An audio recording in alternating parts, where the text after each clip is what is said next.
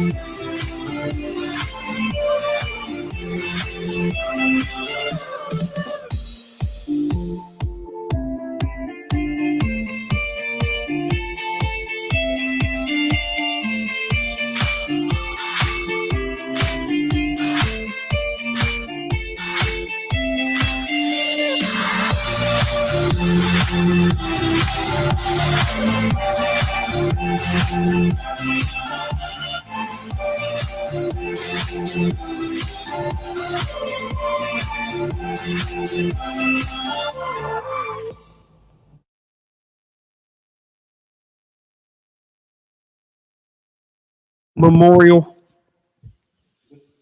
Okay, live from the Shannon Memorial Hall, and we will be getting through to all the candidates there. Now we'll kick off with 1 minute. Was it 1 minute statements? Sorry, I've lost my train of thought just there. So candidates will get a 1 minute opening statement. Josephine, would you like to go first? Kia ora koutou, ko Josephine Takawingwa. I have a diverse background in health promotion, social policy and community engagement. I believe I can bring a fresh perspective to council to ensure community voice resonates in all council actions. With the current economic and political climate, uncertainty is all around us. I can bring a certainty of increased community consultation, relationship building and council actions that will bring a positive impact to our residents. More than ever, we need to be strict on our budgets. We need to connect to our communities and we need to make actionable change to improve our environmental health. Let me bring your voices to the council table so we can have better informed discussions on what matters to our community. So tick Josephine to a vote for your voice. Okay, next up, Hamish. Thanks, John. Thank you. My name's Hamish Easton. I hope to bring a balance and practical leadership to this role. And I've grown up in the Horowhenua. I was born in Foxton, so I've seen this region grow over time. And I've been a local business owner now for a long time, and I've sort of got this staff in place to be able to put the time and dedication into this role, because it does take a fair bit of dedication. So basically, I like to think that I've got the ability to work with others I may not agree with everyone, but you have to work together. So, I'll do my best to try and do that as well. And that's sort of my pitch towards everyone there. So vote Hamish. Okay, let's bring in remotely. Luca, your opening statement. Kia ora, thank you. So I'm Luca Jansen. I'm 35 years old. I live just out of Tukumaru, the local, been there for 15 years, went to university in Palmerston North, studied. I've got a Bachelor in Resource and Environmental Planning. I've got over a decade of experience working for councils, and now I work for an industry body, which I really feel passionate about. So in my work, I help reduce paperwork and just make things more workable on the ground for our farmers, so we can enjoy the produce across the country. So yeah, I work with regional councils and also central government regulations. So I know and want this position so that I can help our area grow and thrive. Okay, and next up, John, your opening statement on why the Horowhenua voters should give you their their ticks. Sorry, I nearly flipped into STV just then. Thank you. My name is John Girling. I'm currently the chairman of the Te Awa Health Foxton Community Board. I've served on the board for 9 years now, and over the period we've been able to pull together members of the community to get things done.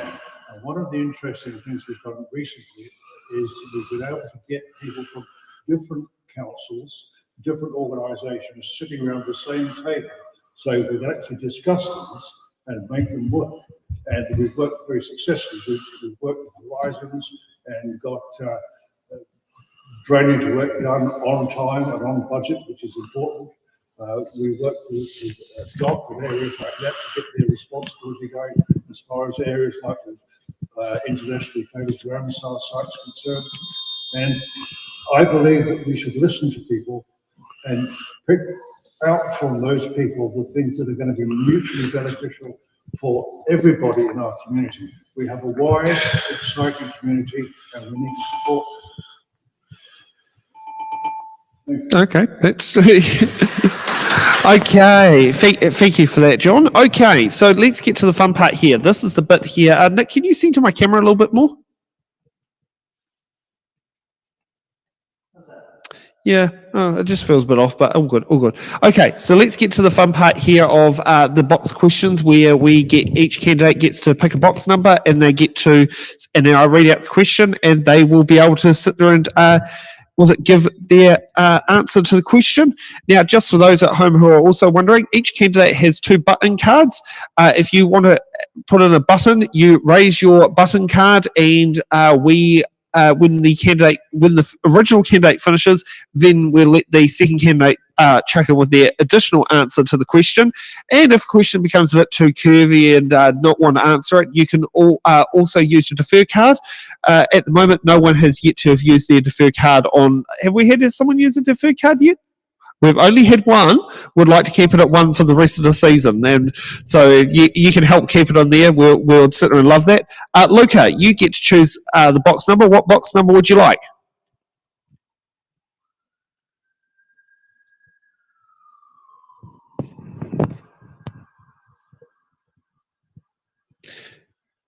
Sorry?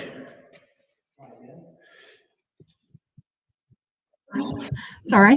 10, no please. problem. Oh.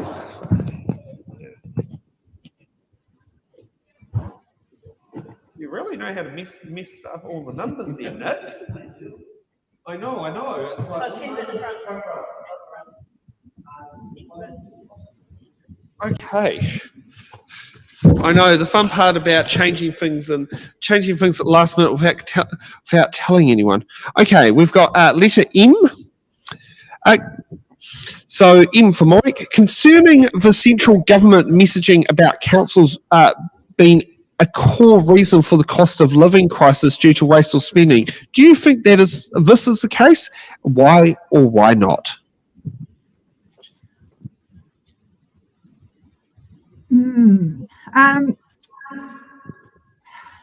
I mean,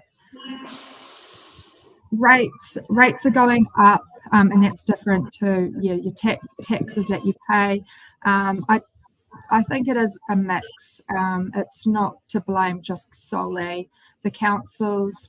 Central government has also been creating new regulations that regional councils then need to implement. And I know this from working at a council, that there is a lot of regulations out there, and they all do cost a lot of money on the ground. So it would be unfair to just say that it was a core reason why there's a living crisis. And it's a lot to do with trade and other things that you can't control. It's complex, but yes, I hope that answers the question. And thank you for that, for the audience for clapping. John, what box number would you like to pick? I think you should pick the box, actually. Oh, okay. Well, number 3 is very easy for me to reach. So let's go for number 3. And for, it is U for uniform. With a largely rural area covered by the council, but some local success stories in terms of industry growth in areas like Fielding, which is in Horizons, also like Levin, how can the council best support economic growth across industries and sectors? That's a very interesting question, because regional council is not really concerned with promoting industry from that point of view, but they do control the resource consent. And the resource consents are very, very important. And one of the things that puts people off developing businesses is the fact they lose so much time waiting to get resource consent. That system should be speeded up and made much more efficient and much more clear for people to understand what they are supposed to do and how they're supposed to do it. Thank you for that. Okay. Josephine, what box number? I'll do lucky number 8, please. Lucky number 8. Is that? No. You should not have changed the whole order.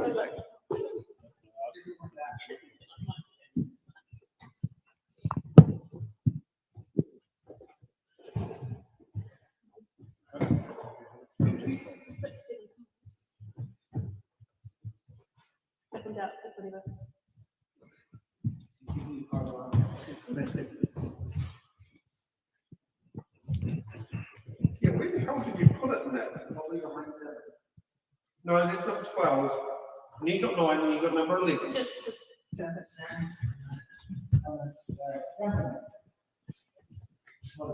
It's doing my head. Sorry, it's doing my head in, because it's like I had it all perfectly set up. That's how we take his knowledge. Yeah. My lucky number 8. That's not the one on the ground there, is it? No, that's why I just checked. Okay. Can I just grab number 5? Yeah, 5's great. Yeah. Sorry, we've traded in for number 5 because we're yet to find number 8. Yeah. Okay. H for hotel. So that's the question letter. Do you support central government introducing rates caps onto local authorities, and why? I think it's quite an interesting question, thank you. I don't support the rate caps. I think it would hinder the services that Horizons actually can provide. Rates are a very complicated situation in that you have to balance a budget of what services can we provide to the community while also trying to keep the rates at a low rate so that we're not impacting our communities, especially during this cost of living crisis. If we look at Australia and them implementing rate caps, there wasn't a good history of it. They ended up having to increase it more dramatically later on, which impacted their communities and impacted the services they were providing. So I don't think that the government has been looking at it very clearly from the regional point of view or even from the local council point of view and what they're actually providing to the communities. And they need to maybe relook at that a little bit more to find different avenues of us to reduce our rates. And we have a button from Hamish. Yeah, thanks. Thanks, Josephine. That was great. Just to add in on that, I get it in principle what they're trying to do there to stop the extreme rate rises. But there are other avenues that they can do, and that's just borrow more debt, and that just pushes the can down the road. So I wouldn't encourage that either, but it could also help them to seek more funding from central government as well, because the rating system's pretty crude the way it's sort of collected, and you need the help from, you're going to need a share of revenue from central government more in the future. Oh, and we've got more buttons from John. Thank you. I'd like to just carry on from what Hamish has just said. The most important thing about councils is that their main source of funding is from rates and from fees. And the central government continually give them more and more tasks to do and more responsibilities and no more funding. That is the big problem. They need to have a different source of funding. One of the suggestions that I keep hammering about is they should give them a part of the GST from their area. That would help them with the spending in the area, from the spending in the area. Someone's speaking my language. Yeah, Luca, jump on in. We should have made this a question. Yeah. I actually fully agree with what he's saying, that yeah, you could use GST. You've got to look at other ways to fund the services, and have a good look at what services we actually provide and whether they can be a central government funded service. Does it make more sense? There's no point of us repeating the same thing in each region, reinventing the wheel. All of that planning costs a lot of money. So yeah, you've got to be more efficient. And for that reason, I think, yeah, maybe you could have a rate cap if you're looking for other ways to do things. Okay, and it's quite interesting. I'd love to know if the government would be willing to actually put revenue caps on businesses, particularly their donors. Sorry, just cheeky jab on that one, but I think that might be a good point to put on there. Would they put revenue caps on businesses that, oh, sorry, your revenue can't go up by 3%, more than 3% this year? Yeah. Hamish, what box number? Sorry, take the nearest one to you. I did stretch over to number 7, but that's all right. We managed to make it work. Oh, now here's this great one. Letter L for Lima. Do you think that Māori wards such as our own Rakia Māori constituency and Tonga Māori constituency strengthens democracy? Why or why not? Yeah, great question. I mean, Horizons has voted on this and have allowed to have the 2 Māori seats. I wouldn't necessarily say I was against it. Does it strengthen democracy? Well, I guess it gives minorities groups a voice, which is, if you look at central government with MMP, you know, that's the system we run there. If you can get the 5% threshold, you get a voice, because it's pretty hard at first past the post to get a voice. So you could argue, yes, it does strengthen democracy.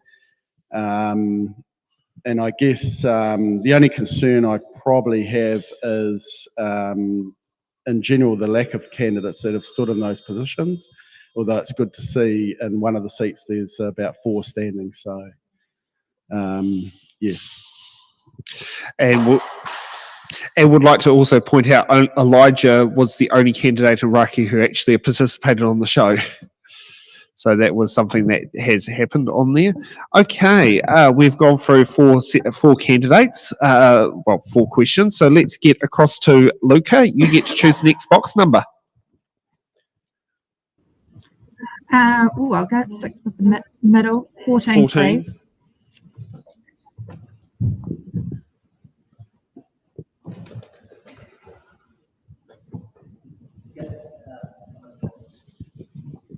No, that's 9. Maybe my eyes aren't very good. all right. So, number. Anyone will do. The whole point of it being at the seat is me not. We're good, eh? I'm clearly not listening. At least I own my mistakes. I don't know. Let's trade it in for number 2 while we're trying to wonder what's happened to number 14. Yeah. Okay. T for Tango. What do you see as the main difference between Māori landowners and hapu in the terms of their relationship with Horizons Regional Council?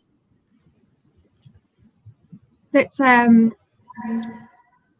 interesting question. I'm not sure. It could be interpreted different ways.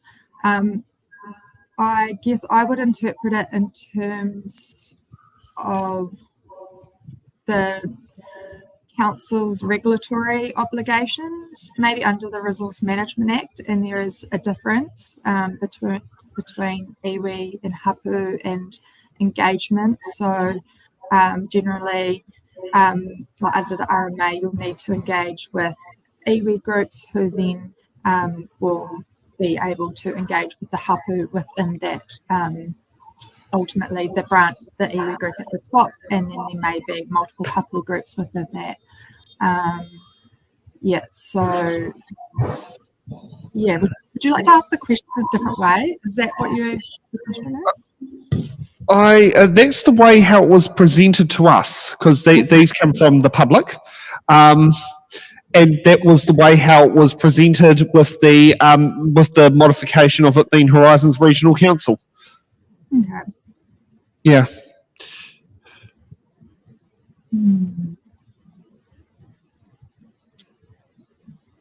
Yeah, that's my answer. Sorry, that's my. That's all right. That's all right. It's your choice how you answer it. I mean, I can't sit there and tell you answer it wrong. If I did that, that would be absolutely rude and disrespectful. And any member of the public who does the same thing, that needs to be pointed out. Yeah. Can I butt in? Or? Yeah, go ahead and butt in. Just carrying on from that. I guess if you look at, I'm just trying to interpret the question a little bit, because it is hard, and I can see where Luke is struggling a little bit with it. But I guess with Māori landowners is in respect to title, and so they probably deal with horizons more in a regulatory sense, like most landowners, whereas hapu could be interpreted as having more guardianship over their ancestral lands, which aren't necessarily owned by them, but so it's more of a guardianship. So like more of a consulting with council.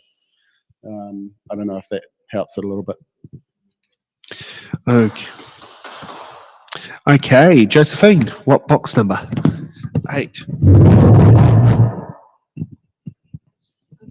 Oh, I'm glad I haven't sat there and what's he called? Lost it. W for whiskey. What do you think? Right, no, I read it wrong.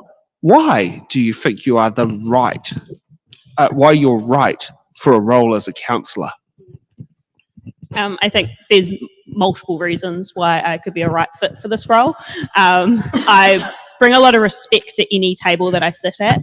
I've worked alongside councils in multiple of the roles that I've been in, and it's really about not just bringing your own opinion to a table, but also respecting everyone else's opinions and listening to what they have to say as well, and taking in everything they have to say so that we can deliberate effectively and action things in councils effectively as well. I think the main part of council that I can bring is that I'm amazing at relationship building. I can invite collaboration as much as possible. I think collaboration with community and different groups is the main factor that we should be bringing to council, and I really hope I can bring that to council effectively. Okay. Hamish, what box number? Pick number 1. It's right next to you. Don't have to stretch out too far. Okay. Going to be having a bit of a trip hazard with the safety department at the rate I'm going. Okay, we've got I for India. What are your views on the restoration of wetlands to their natural form in the Horizons region? Yeah, I had a look at this question, and I mean, basically, if you go back sort of 180 odd years when wetlands were starting to be drained, and the reason behind them was to make the land more productive and to pay the bills for New Zealand. So I think everyone understands what wetlands do, and you know, they're a bit like the kidney in the human body. I think that wetlands are a great idea. What I'd like to know is how we're going to fund that, and if there's compensation for landowners if it's going to make some land unproductive, because some of these wetlands, especially out on Hamatangi sort of coastal land, like they were 300 acres in size, so they were massive. And the lakes are still there; they're just smaller in size. So I guess you're going to have to look at, you know, who's going to pay for this. There's an economic reality of it. Thanks. Okay, John, what box number? Well, before we go, Josephine's got a button. In regards to the wetlands, I think the restoration of it is a great respite for our environment. We've had a lot of things happening in our environment it's not always productive, and I think restoring it to its natural form is giving better environmental health. It's giving cleaner water. We're enhancing Māori values as well to restoring it back to its natural ways. And not only would it be beneficial to the community, it's beneficial to our health through the environmental health. And yes, I do agree that the funding of it, it can be hard, and if making that a priority and trying to find the budget of it for it can be quite difficult. If we can make it a long-term goal so that we can have an environment for my grandchildren and their grandchildren that they are proud of and can live within, I think that's a goal that we should definitely strive for. Okay, John. Thank you, audience, for clapping. What box number? We'll try 11, please. 11.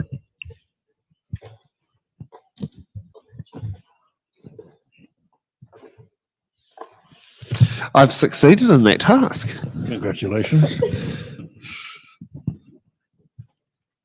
Okay. Z for Zulu.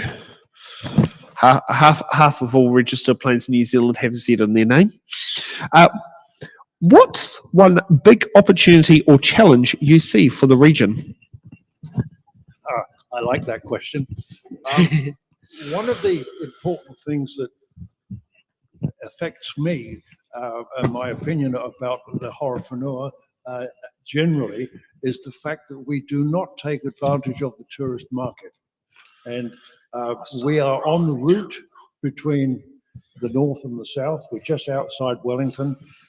We have a very beautiful area. We have some very interesting things here. We have some interesting establishments. We have some interesting wetlands, funnily enough, and we have some very effective farmlands as well. And there's a huge tourist opportunity. And when you look at tourism in New Zealand, you very rarely see Horowhenua mentioned. And I think that that's part of the regional, the Horizons Regional Council area, and there's not a lot of tourism in that area either. So we should push to look at the discretionary dollar for the travellers that pass through New Zealand. There's more than just Queenstown and more than just Ruapeo. Oh, you so struck perfectly there, and you are so right. And I'll be honest, when driving between Auckland and Wellington, I'm guilty for it, but I don't tend to stop unless it's for visiting family. That is so true. It used to be Bruce for a long time, and then now it's my dad from when he's home. We're off for a new round of boxes. Josephine, you get to pick this box number. What box number? 15, right at the front end.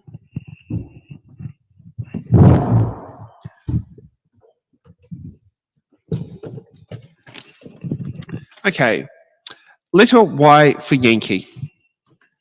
Given the benefits of more of a more connected regional rail transport network, how can governance structures support the integration of the passenger rail service between Horizons and Greater Wellington Regional Council, and what steps are needed to ensure an equitable funding, accountability and service delivery across both regions? It's a very long question there. I think it's about the capital connection. Yes, the capital connection. Yeah. So I've looked into it quite a bit actually, and there's developments happening for that connection to connect our beautiful Horowhenua to the Wellington region, and obviously Palmerston North as well, because it's essential that we are connecting our communities. Like John said, that it's a tourist attraction. We need to be bringing more people here. We need to make it more accessible. And so to ensure this, we need good communication and good collaboration with our Greater Wellington region, and making sure that we are funding this equitably. So I'm agreeing with the question. They are asking how are we going to do this, and that would be something to sit down at council and talk thoroughly about and get everything on the table so we understand what's needed for that. Okay, Luca. Oh, we got a button from John. Yeah, thank you. When I saw that question, I didn't know a lot about it, so I reached out and I spoke to Horizons about it, funnily enough, and I got a very good response from them, which actually enlightened me, and I'd like to enlighten the voters as well. It says the Lower North Island rail project, which is Capital Connection, has been characterised by a close working relationship with Greater Wellington, Horizons Chair and the Greater Wellington Chair, and both chief executives and senior staff meet on a regular basis regarding the project. Historically, both councils have advocated strongly for the retention of the Capital Connection when it has been threatened with termination beforehand. Okay. We now have an arrangement whereby the service will be owned by Greater Wellington rather than Kiwi Rail, which I think is probably a step forward. And Horizons has a legally binding management services agreement with Greater Wellington that specifies services in the region and a cost allocation. In other words, the passenger service for the Horowhenua Council have agreed to fund a new live-in bus service, and that is planned in the next financial year. But I must add on there, we need to think of areas like Foxton and Shannon where there is absolutely no public transport whatsoever. And these areas need and deserve public thing. There is an idea called a beach hopper possibility, which comes down from all the beach communities right the way down as far as Kapiti Coast to link with the rail system down there. And I think that would be a good idea. Okay, now we have a little bit of a dilemma here. Hamish has used up all his buttons, but would like to put the motion out to the public and the members here. We'd like to add all candidates to have an additional button card. For those who are watching at home, please type an I in the chats. For those who are in the studio, yell out I. I'd like to repeat, all those in favour say aye. All those opposed? The ayes have it. You can now have another button. Thanks. I didn't realise we had a limited amount. Only two buttons. That's why there's two cards. Fine. And I keep a list. I just wanted to add to it, just because Horowhenua is going to grow with the new road now going to be north of Levin within 4 years. We're going to be putting in all this infrastructure. It's going to start costing money, and this is just another sort of plug about external funding. We're going to need central government to come to the party with revenue sharing to make this all work. So I just wanted to add that in there. Yeah. Okay. Luca, what box number? Thank you. Maybe one, if I can see that. Yeah. We've got one gone, but I've got with an easy reach. I've got 6, 5, 9. Yes, 6 is one. Yeah. 6. Oh, this pesky background card. Okay. F for Foxtrot. There has been much media coverage about candidates' behaviour towards their fellow councillors. over the country. What are your personal values that make you a suitable candidate to be a councillor? That's a great question. I think respect to others is just fundamental. Having empathy for others as well. And that just comes down to, being able to build a relationship. I think I can build a relationship with almost anybody if they're willing to. So that just comes down to having a good behaviour, being a role model. I wanted to be in this position because I looked up to candidates and politicians when I was a child. I thought, wow, they're doing really well for the community. And so, anyone willing to put their foot forward is doing a good job, in my opinion. So, putting themselves out there.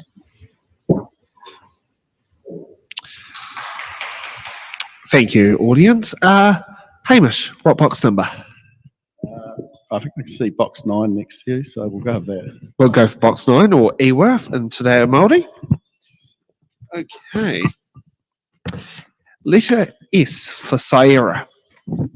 How can regional council improve collaboration with local authorities and central government to strengthen civil defence systems and ensure a more resilient regional response to emergencies? We should already have this in place. That would be the ideal goal.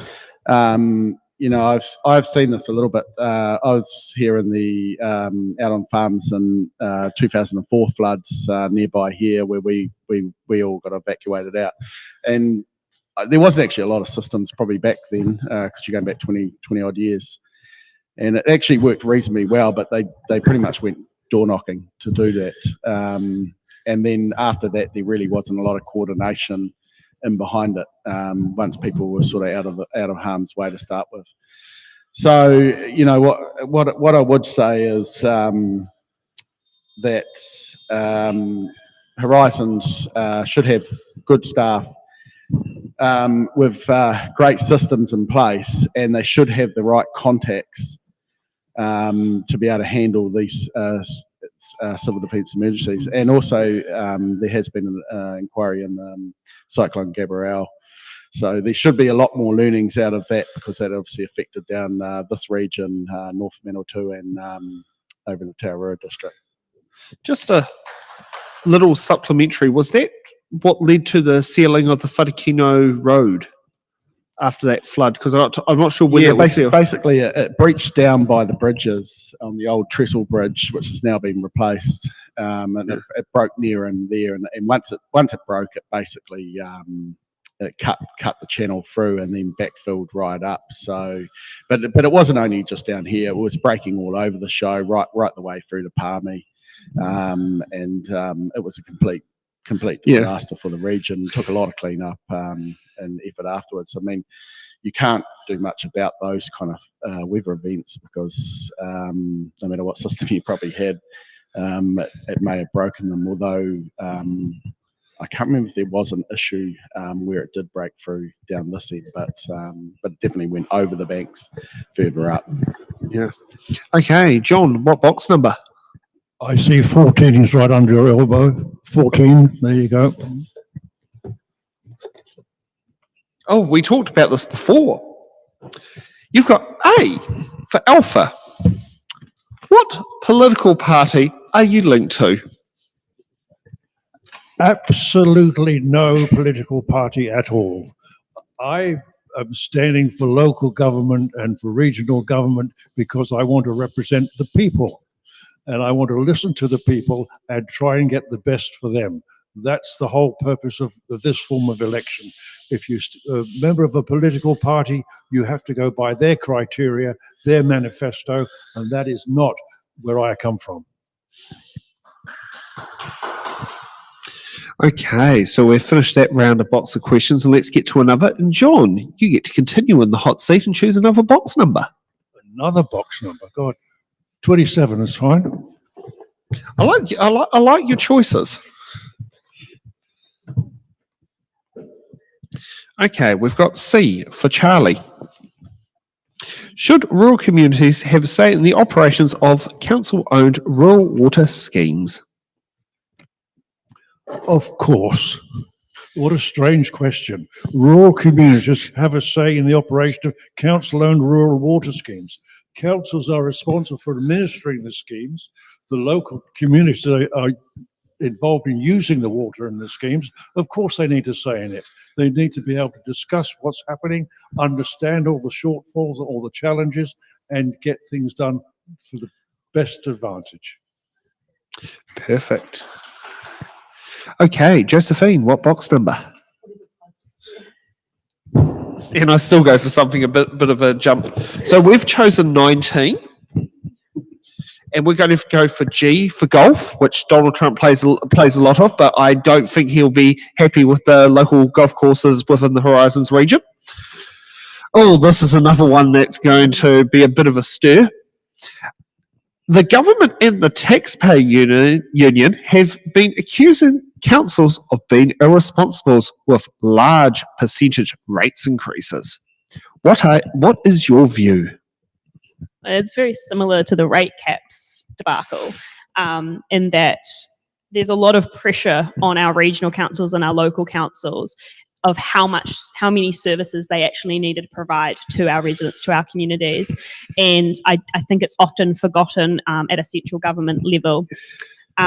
And so we need to provide these services. They're essential services such as infrastructure that's going to withstand years, such as an environmental health, so that obviously we have the environment for our grandchildren and their grandchildren, such as services that connect our communities like public transport that needs to be increased, because right now we have silos of small communities that could easily be interacting with other communities but just can't get there.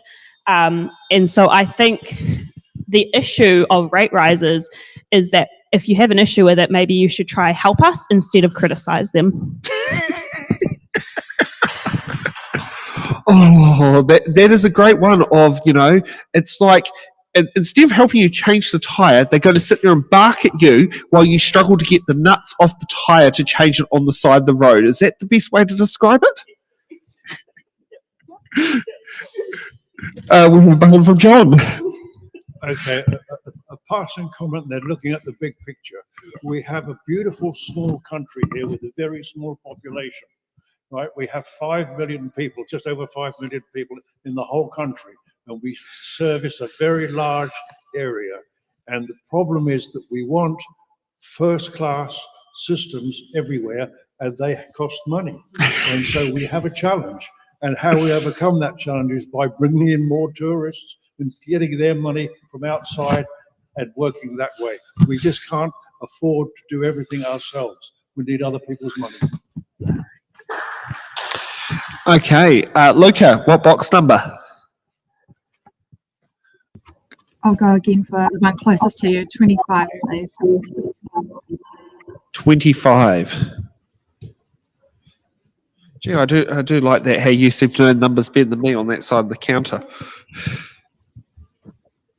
Oh, now, just warn you, this question has slightly changed from what it was to better reflect the area we're actually in, because there's no point talking about fielding. It's more important to talk about the Horowhenua. What is your policy position around the public transport services, particularly around the frequency of the 401 and the 402 Levin to Palmerston North commuter service and the 403 day out of town service, on retaining the existing service level, increasing it or reducing it? That was still a bus service to Fielding, though, in that question. No. The 401 and the 402 are the bus services, the commuter bus services that go from Levin to Palmerston North. And the 403 is the bus service that goes from Levin to Shannon, out to Foxton, out to the beach, back into Foxton, and back into Levin. And it's basically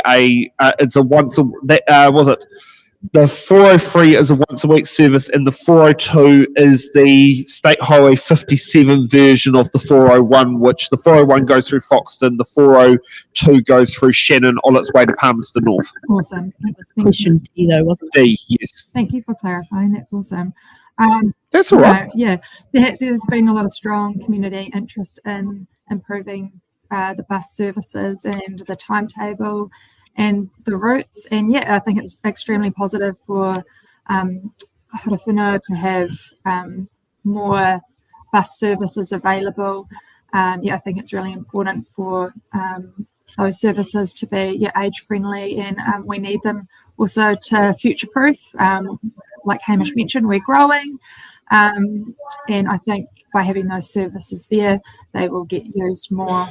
I think it is important that we ensure that we monitor those services and get feedback from those users to make sure that they're working well on the ground, the tables work, and we can make improvements. But yeah, I think it's a real positive for our area. We definitely have missed out in the past, so good to see that get some more buses. Okay. Hamish, what box number? Closest to you. Yep, 21. Oh, yes. The voting age in 1949. I know that because that's the first year my grandma voted in, which I think our audience members at home probably know that very, very well by now. We've got J for Juliet. Spending needs to be within budget without increasing rates. What services or luxuries would you stop? Yeah, well, first thing that probably that comes to mind with me is the new build on the new office.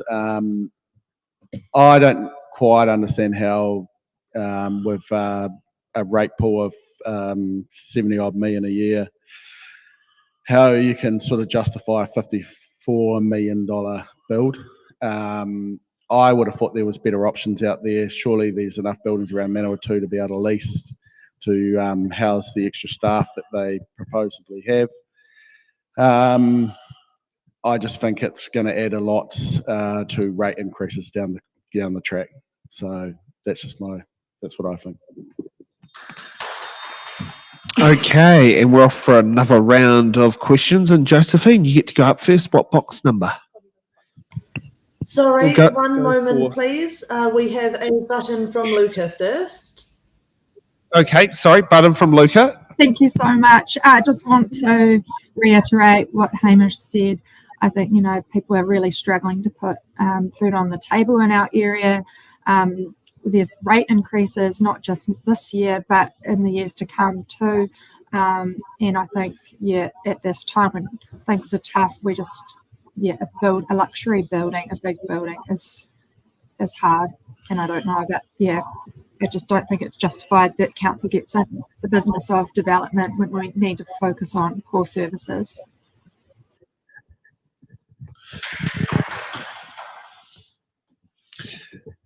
Okay, what box number are we going for? 22. Okay, so okay, letter AB for Alpha Bravo when it wants to talk. What's your biggest priority for the next term, and how do you intend on delivering on that? I think there's multiple priorities. I think coming in with just one priority is just, it's not strategic. I think coming in with multiple priorities, because there's so many different services that the council handles. Obviously, I want to prioritise the connecting of the community, so our public transport, and getting that underway and making sure it's effective, efficient and cost effective as well.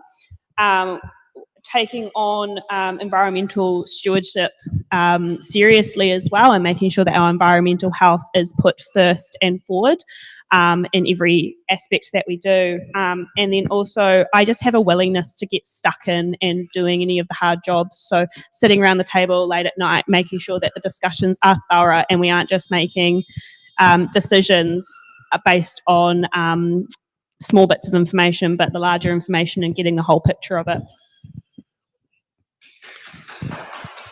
Okay, Hamish, what box number? I'll go with 16. 16. Over the back there. Yep. Keep going. So a bit of a stretch.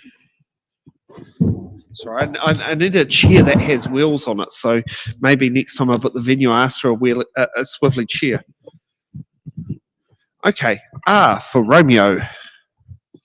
What role should regional councils play in developing and implementing effective flood protection measures? Well, I would have thought that was a core role. It'd be one of the first things you'd look at, to protect people's properties. And I'd probably just about leave it at that. It is. It's a core role. Okay. John, what box number?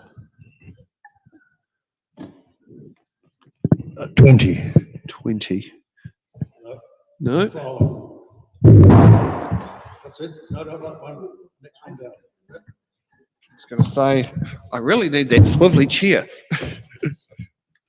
All on arms. Yeah. I'm nearly 2 meters tall. Okay. V for violin. If you are elected as a councillor, will you decelerate council spending on unwanted projects and concentrate on vital, necessary infrastructure such as roading, which I know is a city district council thing, but obviously something that's equivalent for the regional? I think that's a very good question. Two things apply here. First of all, we need to look carefully about what unwanted grand projects are. They've been mentioned before in this little session here. Whether we need a brand new building or not is a question. But as an elected councillor, you're part of a group. And as an individual, you can't decelerate anything. You can only discuss it, and you can only persuade your fellow councillors to actually act in unison in one area. So we have a democracy. It's not necessarily the very best form of government, but it's the best we have. And these things are discussed around a table, and you can put your point of view, and I would put a point of view to, in fact, reduce what I call flashy spending, right? And to bring it down to the real necessities that we can afford to do. Sounds like a lot of council staff might have been in Porticon buildings instead of big swanky 10-story buildings. Okay, Luca, what box number?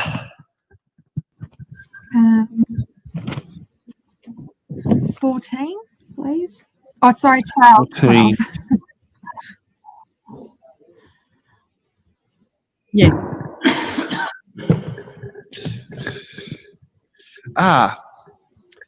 B for Bravo. Do you support political party endorsements in local government candidates?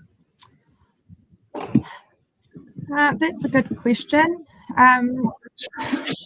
I think it's hard enough standing. It's a cost. It's very costly on individuals. I'm an independent, not within a political party. But I think if people align with the central government party, then I'd have no worries about that. If that's going to get someone to stand, ultimately, the community has an ability to vote, and they can make their own choice on who they choose. So, yeah.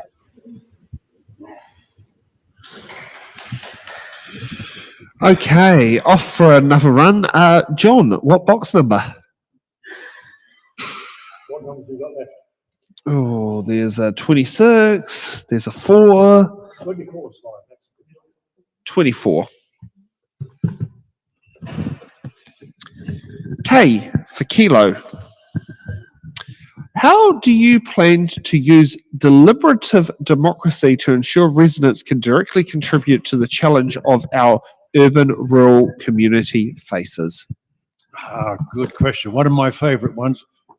I believe that consultation is very important, and consultation means actually talking to people, listening to them, interpreting what they're saying, digging down to get the real facts before making decisions on anything, and listening to more than one person at a time.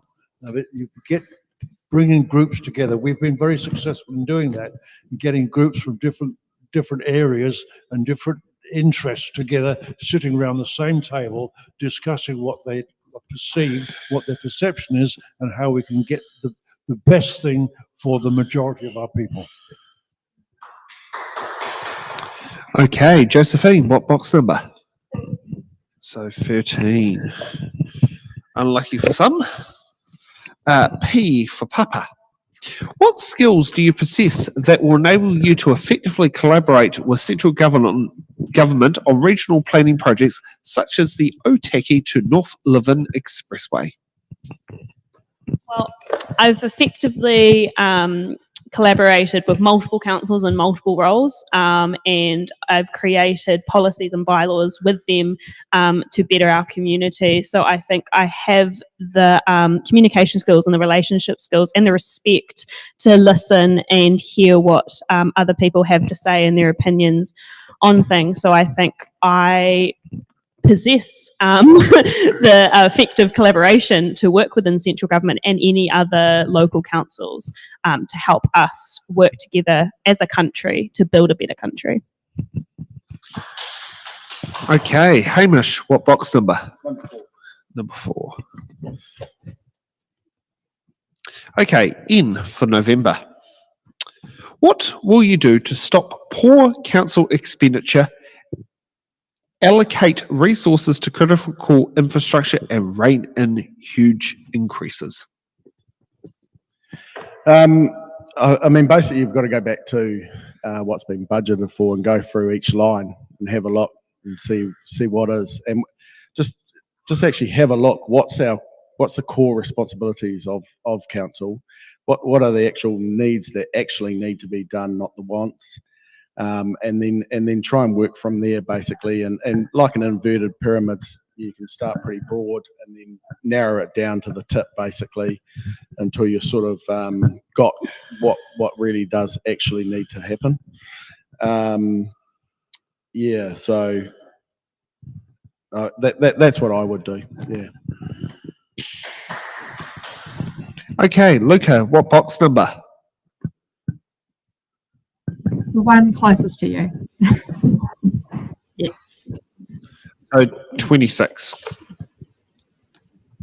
Okay, Q for Quebec. What budget line items would you remove to help bring rates down in the Horizons Regional Council without disrupting basic services? Yeah, there's a few, but I'd say the new building, I would have to say. And I know that staff have to work somewhere, but a lot of resource goes into having to plan, develop the site. Maybe you could work with a developer, sell the land to a developer, or someone else to build it to make sure staff are in a good building and have the resources that they need. But yeah, it's just we do need to focus on core services. So that answers the question. Okay. Now, Luca, you get to pick the next box. You've got 28, 17, 18, 18, 23. please. 18. Oh, yes, the voting age as we hold it currently at. Okay, E for Echo. What is your position on the use of 1080 in the Horizons region for pest control, pest management? So firstly, pest control, it's really important. Not only does the Regional Council use 1080, but also the Department of Conservation. So I know that, we've had a goal, central government's had a goal to reduce pests by 2050, yet ungulates, such as deer, goats, pigs, have increased by 67% since 2017. So something clearly isn't quite working. So I think it's really important that we look at how we can get pests under control. The risk is too great if pests get out of control in our region for our rural communities and also our natural environment. So I think it's a problem that's happening across New Zealand, and we need to work with central government on solutions. have a range of tools in the toolbox. Okay. Okay. Hamish, what box number? 28. Okay, we've got X for X-ray. What governance mechanisms are in place to ensure that spill management at the Moafango Dam complies with regulatory requirements, safety standards, and environmental obligations? And how are these mechanisms being monitored and enforced? I saw this question. I thought it was a little unusual, but to have been asked. But so something must have happened. But I'm unaware of. But the Building Regulations Act that was brought forth in 2022 and then amended in 24 around dam safety. And originally it was going to include dams on farms of up to a metre high, but that's been taken out. So now it's basically if a dam is 4 metres tall and holds more than 20,000 cubic metres, it falls under this. And so councils actually have to adapt to align policies for safety response and mitigation under that act. So, Horizon should have something in place to cover that. But it was an interesting question. I'm not sure where it came from. Give a bit of back. Yes, we'll get John with the button before we get to the background. Thank you. This question is another one which was completely foreign to me, so I reached out for research on it, did some research on it, and spoke to Horizons about it because I thought it was quite important.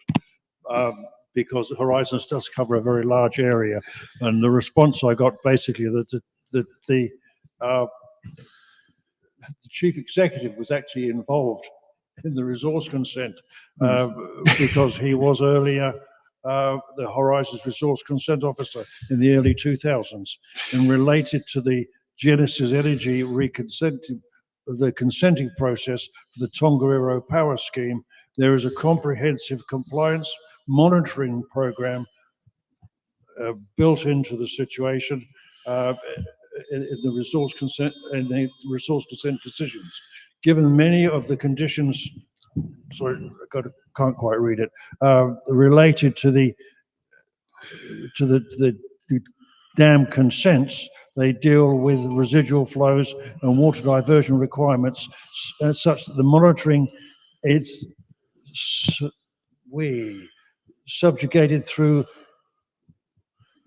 telemetry that feeds back to Horizons.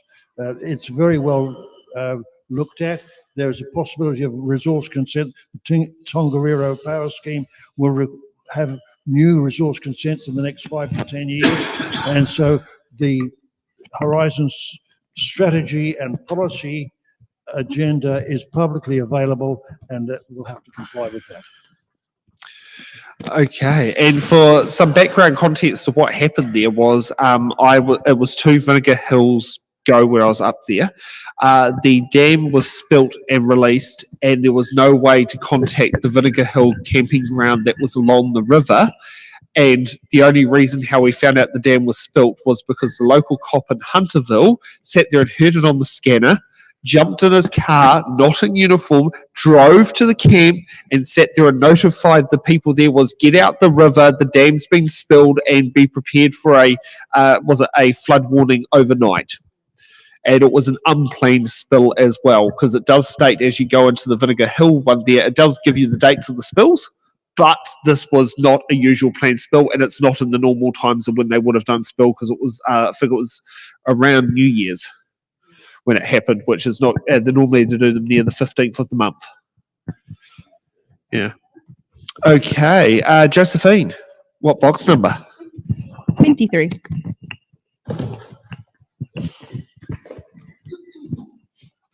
Okay, question AA. Would you support a predator-free campaign in your constituency similar to predator-free Wellington? As Luca was saying with the 1080 question, our goal is obviously to protect our environment, protect our rural communities from predators, so that we can have thriving rural communities. So I think, yeah, the ultimate goal would be to be predator free. How we get there needs to be thought about budget wise, and what resources we're putting on in there, and if we're going in too strong all at once, or if we spread it out over the years so we get to the goal but we aren't rushing there just to get to the goal and then at the expense of our constituents and their rates and what they're paying. So I definitely think it's an idea that's positive, but we need to think critically about it. And John, what box number would you like to pick? I think it's number the last. Number the last. So for box number the last, we've got the letter O for Oscar. Well, this is an interesting one. Issues around climate change are becoming more important. What are candidates' thoughts on supporting any robotic digestion of food waste to produce biogas similar to the plant in Reparar? Please note, this is not an incineration of general waste. Okay, this is an interesting question. The anaerobic digestion of food to produce biogas is quite an effective system as long as the system is built effectively. That same system has been used for both for sewage and for food digestion on farms with producing gas to run plants on generators and stuff like that on farms. There are systems which are very effective. I think they need to be researched. And when I came back here from China, I was very enthusiastic about the pyrolysis system of getting rid of waste. And I think that's another area which needs to be looked at very carefully, because we need to look further afield than what we've been doing for the last 25 years. There are some wonderful systems around. Europe are using some very good waste disposal and food waste disposal systems. We need to look at them and see how they can be applied to our particular area. Thank you, candidates. Now, just before we go, we'll take a little bit of housekeeping here. It's in the Ballot Productions as an organisation, as an independent non-profit organisation funded on small dollar donations. So you, the viewers, and the community are the ones who help keep our shows going. Our budget to sit there and run this particular production day, venue cost $166 to hire the Shannon Memorial Hall from 1 p.m. till 10 p.m. to do the setup and the pat downs. We also have the fixed cost of the Starlink connection of $14 per day to broadcast to the internet, and our stream hosting services is $31, and also our fuel cost for going here is $200, and our budget for refreshments, which we haven't got any at the moment because we've got no money, is $50. So if you'd like to sit there and keenly help out, it's in the ballot. We would be very keen on you to sit there and chuck a donation into our Give a Little page. You can also head to our Eventbrite page and do a koha without donation, koha without admission ticket option, or you can also deposit money into our KiwiBank bank account, which is available on itsintheballot.nz. We will take a quick 10-minute break to give the candidates and the audience here a bit of a talk to each other, and we'll see you back for hard-hitting questions.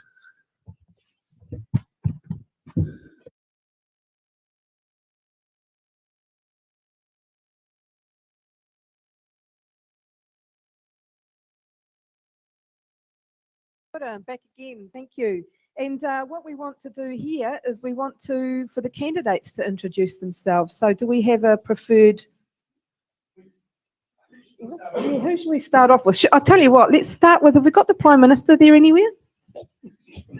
Let's start with the Prime Minister. I am not Chris Hipkins, I am at a debate. Oh, sorry. Okay.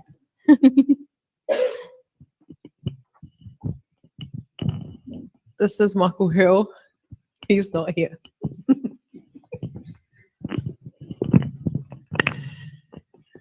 My name's Heka Robertson, and I'm with Vision New Zealand. I'm here.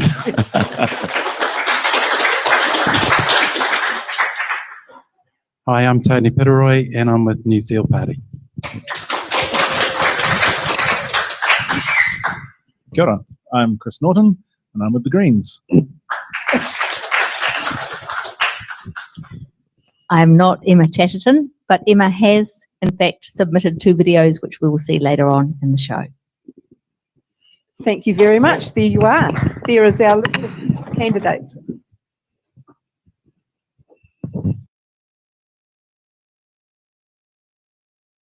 For the members' bill, so we've asked each of our candidates, you can introduce a members' bill as an MP into the biscuit tin, and it can be drawn out and potentially turned into law.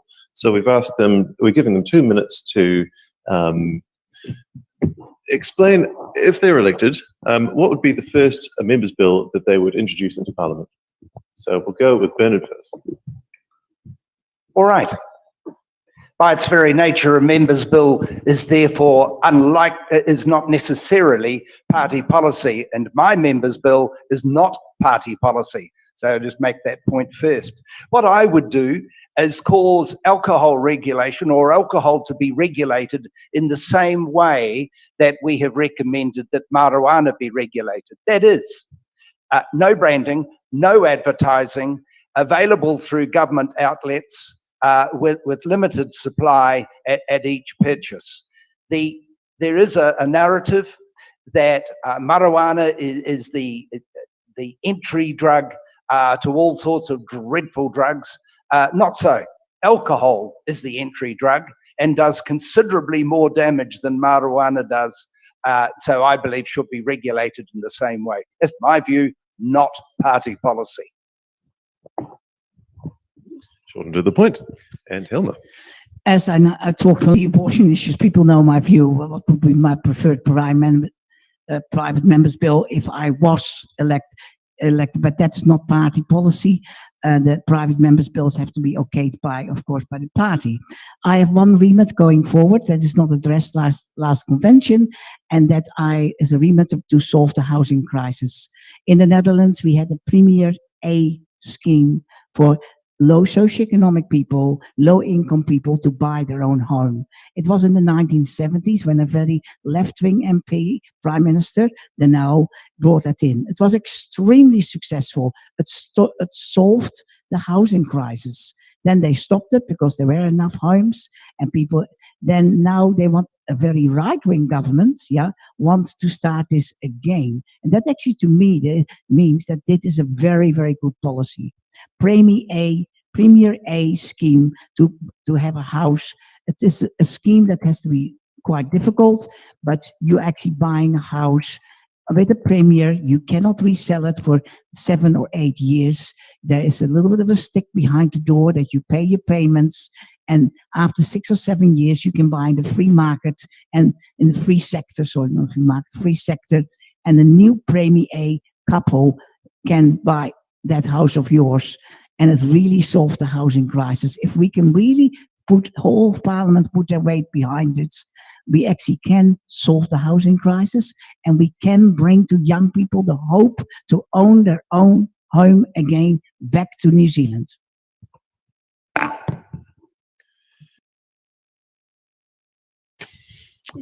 Yeah, another phonetic alphabet. How has New Zealand changed since you were a child? Has it changed for the better? That's a really interesting question. How long ago was it? Yeah, 65 years ago.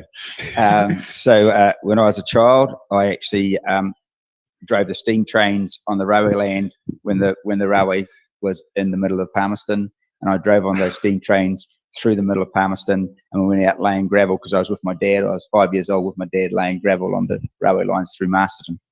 So it's changed. So no internet then? No internet. Did you have to ring up the operator and make a phone call? No telephone. No telephone. We had a telephone box outside our house, and that telephone box, there's a little baby left in there. It was a program the other day on TV1, and that was right outside our place.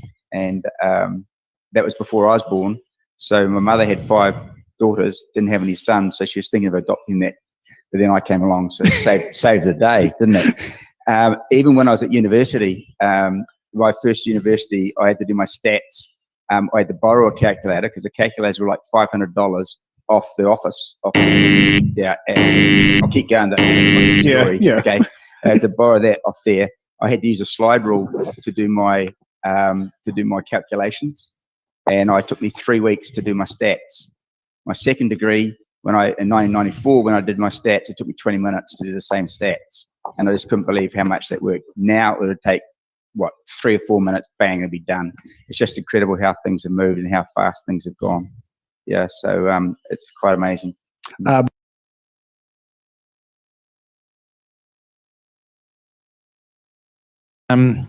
bill that I would introduce is extending the time from when candidates are announced to the election from 4 weeks to 9 weeks, because it's just not enough time. And we had evidence of that. I got a call yesterday saying, "Hey, you want to go to candidates meeting?" Okay, or was it yesterday or the day before? Yeah, yesterday. So only because Jill just found my name slipping through as a candidate for Umataka.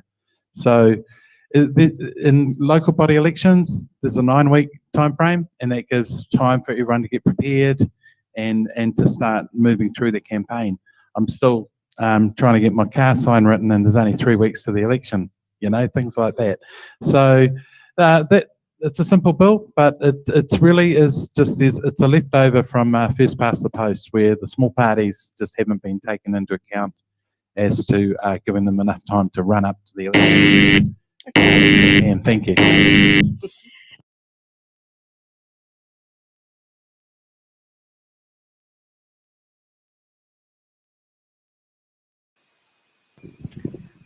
So this evening, we've got a couple of questions that we think that you're going to be asking after this evening's show.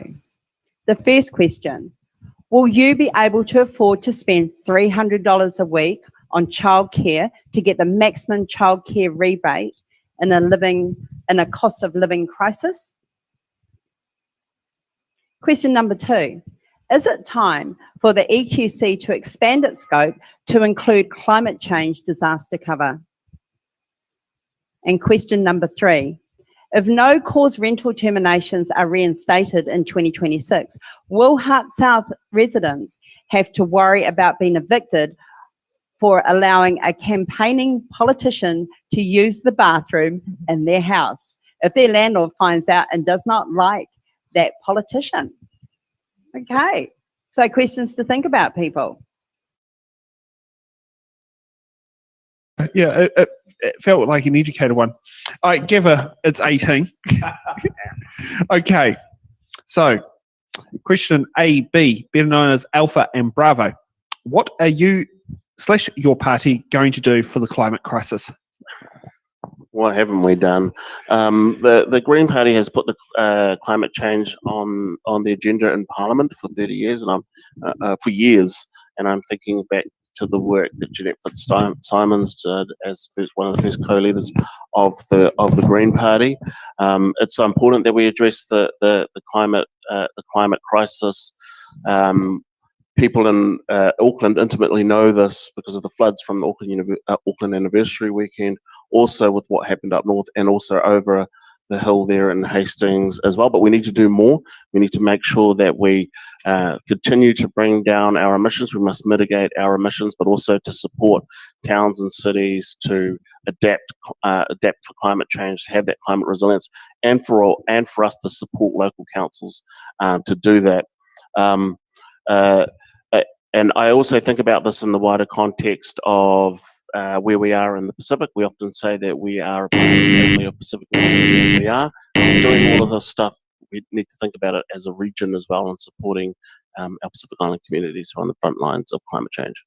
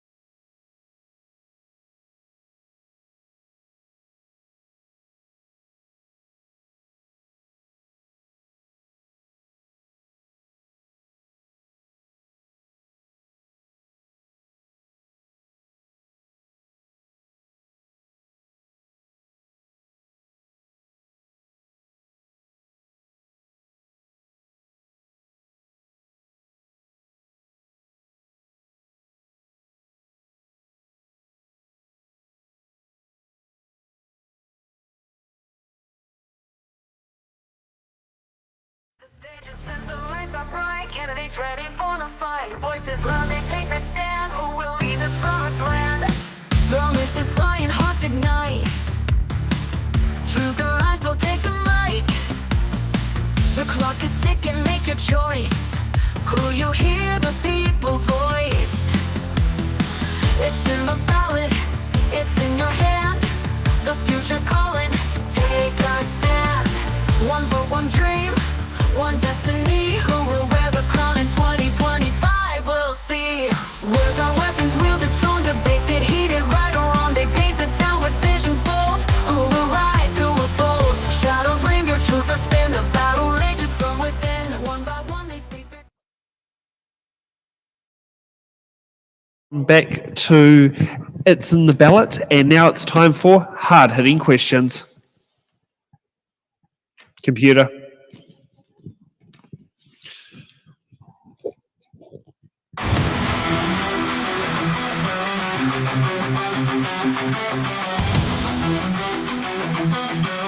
Hard-hitting questions. We're not gonna need to run it. What does a question? Because every candidate has an answer. The hard-hitting questions.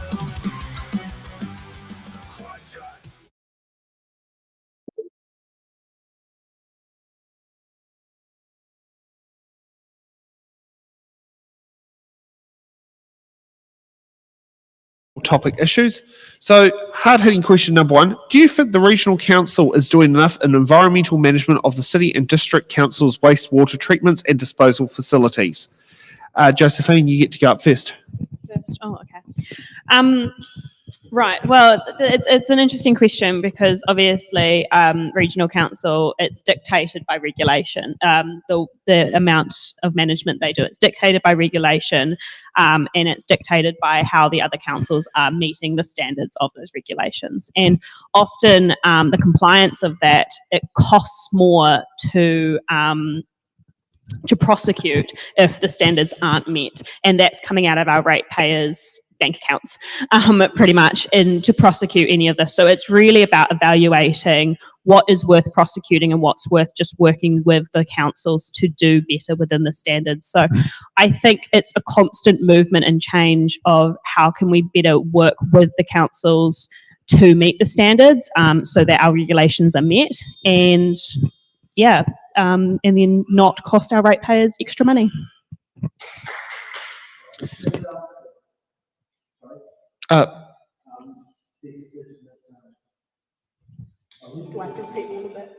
Sorry?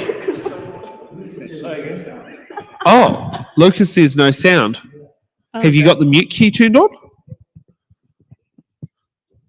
And I'll just go and listen to.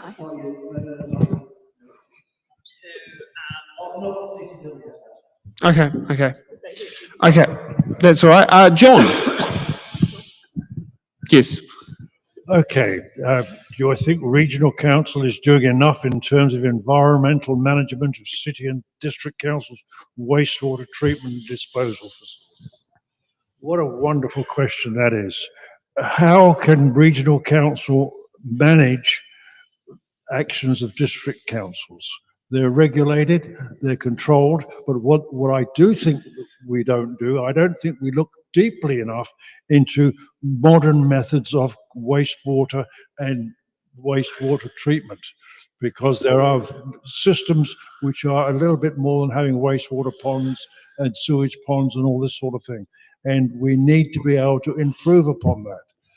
There are areas which takes the wastewater and they purify the wastewater and they put it back into the drinking water system. People shudder about the thought of that, but part of London, in fact, recirculate the wastewater. Singapore does it all the time. I mean, there's very important areas here, and I think these things need to be looked at very closely with open minds, and not just because we've always done it this way. That's the big thing. And I was one of those people who shuddered just then. And okay, Hamish. It's interesting because Horizons are in a difficult position there, because if you look at Fielding invested into buying a farm many years ago, and distribute it out over land. And so they're more compliant than what Palmerston North is right on the river, because I've used the river and they didn't see it as thing. So no, they're not, because, but it's going to cost. And there's no easy answer on that. The fielding ratepayers have obviously paid more rates in the past to be able to fix their system to be able to be compliant, and Palmerston North have sort of kicked the can down the road, and now it's going to cost.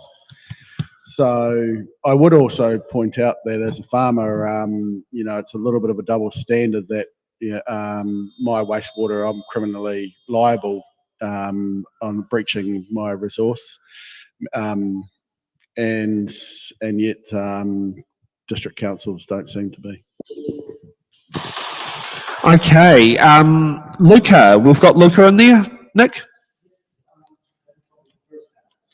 Oh. Okay. Stacey, please put the chyron on the screen, and if Luca would like to answer the question that's on the screen, hard-hitting question number 1, can we sit there and get an answer?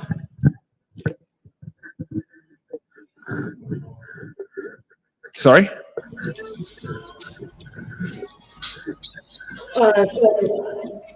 Sorry, everybody. We're actually experiencing some technical difficulties. Luca is currently stuck on mute, and I cannot seem to pull her into the stream. I will take a jump from the hostess to the broadcasting computer.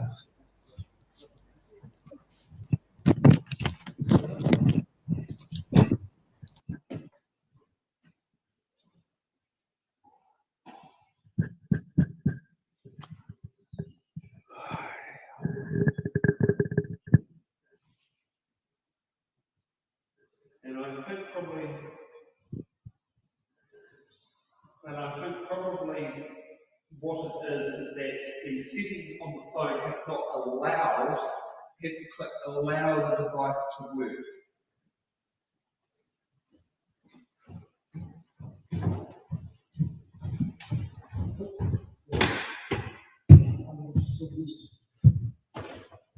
Have we got a picture?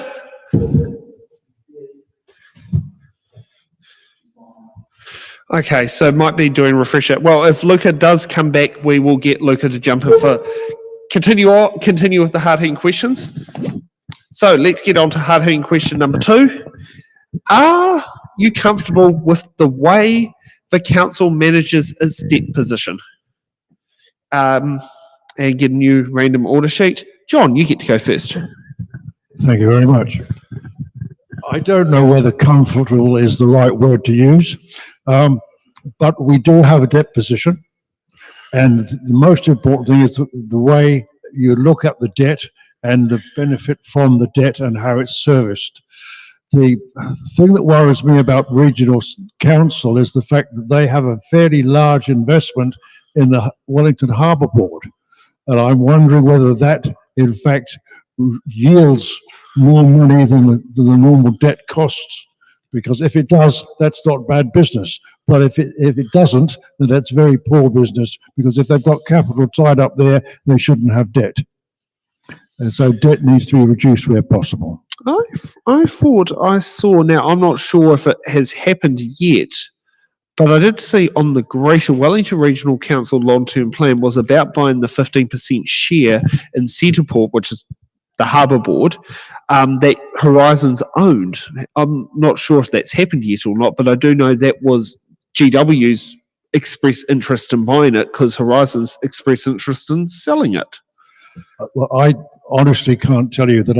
I'm sure. I have been told that they have a large investment in the Wellington Harbour Board. I don't know whether it's still there or whether it's been bought out or not. Yeah. If it's been bought out or not, good on them.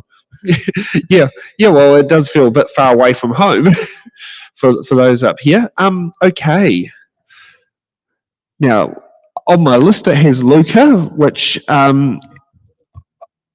Luca's not back. Okay, Hamish.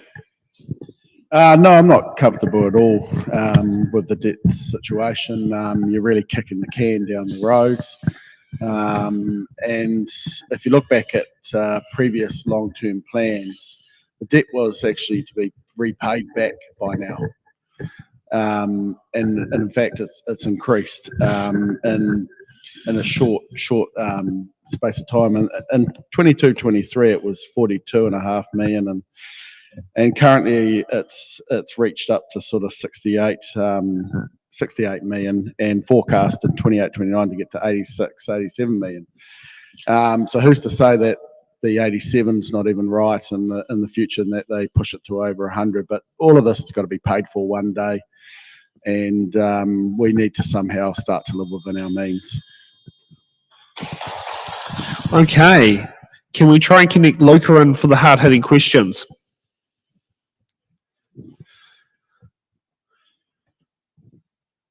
No.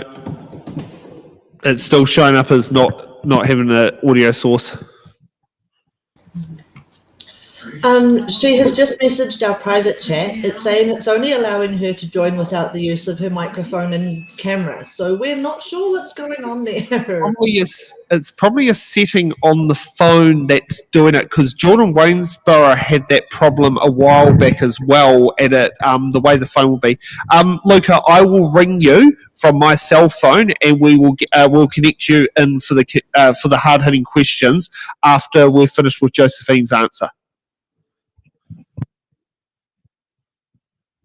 To me now, sorry. Yeah, so council's debt, am I comfortable? It's an interesting question. Like John said, comfortable is a really interesting word to use about debt, because if we think about debt at a smaller scale, in a personal level, it's very daunting, but we can't look at the council's debt at a personal level of how we look at debt. It needs to be shared across years, because it's about the assets that we're putting that debt into and how those are benefiting our services and the services the council provides. If we look at our debt, it's about 70 million, and the top number would be 100 million. That's the cap, and we're not there yet, which is great, and it means that our resources are being shared and the burden is being shared across generations. If we were to reduce our debt, it means more of a cost to our constituents, to the rates. It means our services would decrease. So it's essential, and we just need to manage it well.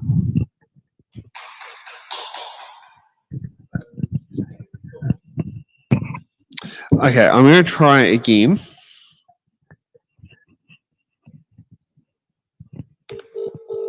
The joys of trying to connect people in. Hey Sam, I can't take the call. I'm currently on a video call. Oh, okay. No, that's fine. We're just live on here at the moment. But okay. Now, when you say the video call, it's Sam from It's in the Ballot.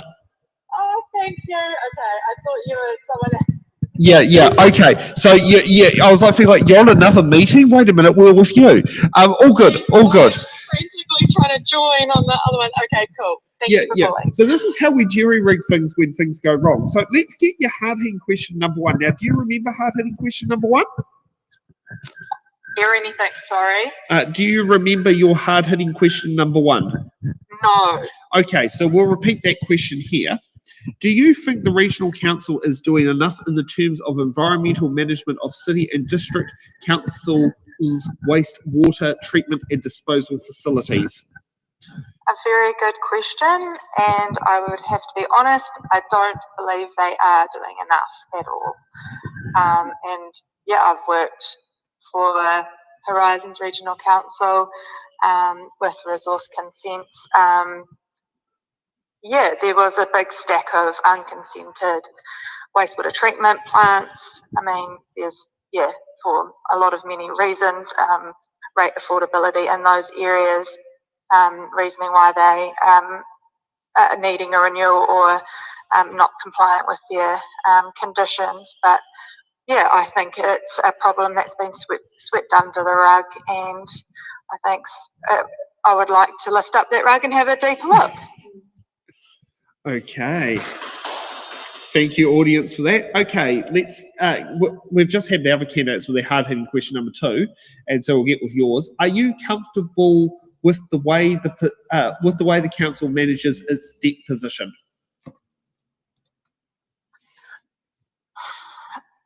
No, I am not, because I think that there's been things that are nice to have being taken up when there's still core services that are getting neglected.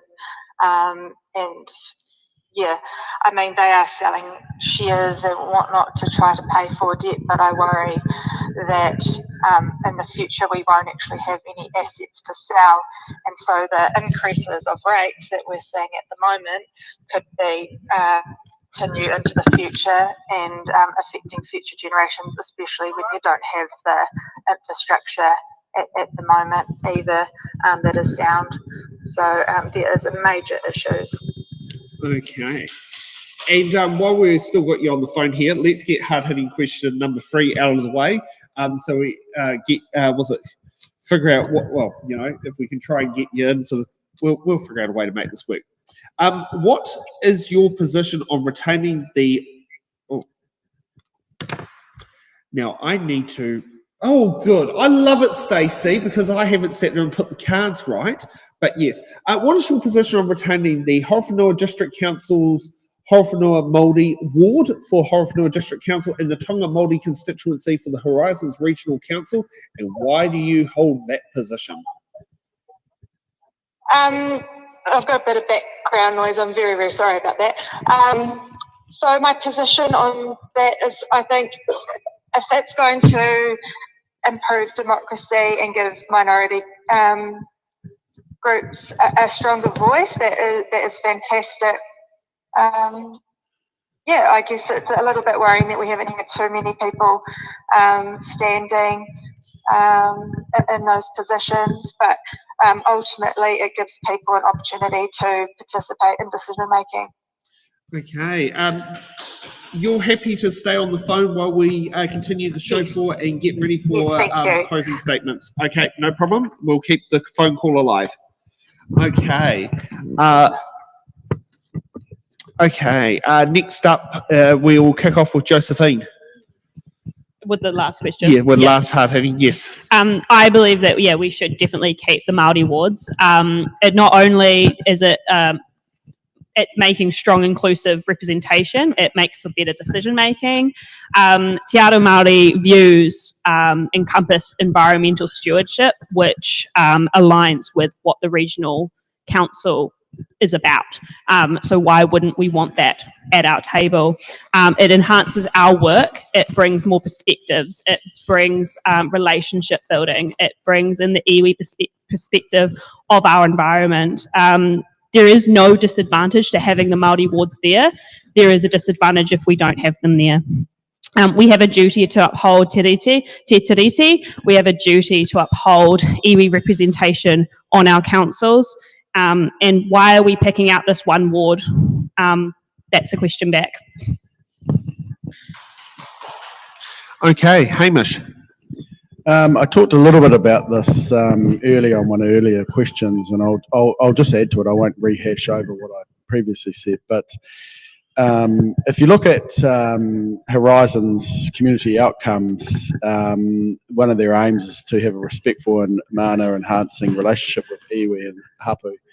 So, you know, you are getting a bit of a double whammy with Māori seats as well. And I just wonder whether that is necessary if you've already established that relationship as your one of your community outcomes. And I would also point out that there is a that Waramu Te Awawi is actually in the Palmerston North what's the word I'm looking for? Constituency? Constituency. Yes, thank you. Thanks, John. And was elected of his own merit, and he represents Māori people very well too. But I do understand that you know, we are after votes. You know, so as a minority, it is a little bit harder. But that you could say that about a lot of minorities. Yeah, so I would point that out. Okay, John. Yeah, thank you. It's an interesting question again, and I think we must understand that the iwi or the Maori, quite frankly, are our indigenous people, or they're classified as our indigenous people, and as such, we need to respect their point of view. They are closer to the land, they consider themselves to be guardians of the land, and they have very strong opinions about that. And I think those opinions should always be listened to. The other thing to look at here is that we're not giving them power, we're giving them a seat at the table to express their view, and their views deserve to be listened to. Their views are valid, and therefore we must always listen to them. So the seats themselves are quite a good idea, because some of the iwi, in fact, do not exercise their vote under the normal system, and this way the iwi principles are looked after. Okay, I'm going to try and reconnect Luca back in because the phone call just dropped out. And we'll get Luca to kick off with closing statements before we get the rest of us just while we got this jerry-rigging going. Hi, Sam. Hi, yeah, Gavin dropped out. We're going to kick off with your closing statement first, so then the next time you drop out, we haven't got a problem. Awesome. That's Yep. a great idea. Okay, so you kick off with 1 minute on why you should receive. Now, is it two? Horowhenua has 2 ticks. 2 seats. 2 seats, so 2 ticks. Yes. Why should the voters receive one of their? Why the voters should give one of their 2 ticks to you? I believe in democracy. I believe in listening to the community views. I also believe in thinking about future generations as well, and I think that we can deliver more value for our communities than what we're currently doing, and it's really important what the regional council stands for, and I want to try to implement that better whilst staying within the budgets and having a sustainable rate fee. It shouldn't be increasing year after year. That is not sustainable. So yeah, I'd really appreciate a vote, and I'm always there to listen to what others have to say. So yeah, happy for people to give me a call at any time. Okay, thank you for that, and thank you for coming in via telephone to finish off the second half of the show. Thank you. I really, really appreciate it. No problem, and safe journeys back home. Thank you. Okay. Thanks so much. Bye. Bye. Okay, and now I'll put a random list order thing up that, come on, give me an order. Oh, great. I love it. I even made Luca first. Hamish, you get to go second. Look, I try to bring a balanced and practical leadership to sort of any role. I was previously on the local school in Foxton as Board of Trustee Chair. I was on there for about 7 years, and you know, we work with each other on a board, and we share ideas, and we come to decisions. But everyone has a say on there. It's a bit of a natural fit for me, having a rural background. You know, I've seen. You know, I work outside. I see the realities of a natural environment and what you sort of deal with. So it's a role that I think I would be good in. And have a business background as well, and so I think these big decisions that are coming up of where we're going to spend money with the limited pool of money, but also I think we're going to have to get central government to come to the fore a lot more and start sharing revenue, and that's basically what I'll put out to voters. So if you could give me a vote, that'd be great. Thank you. Okay, John.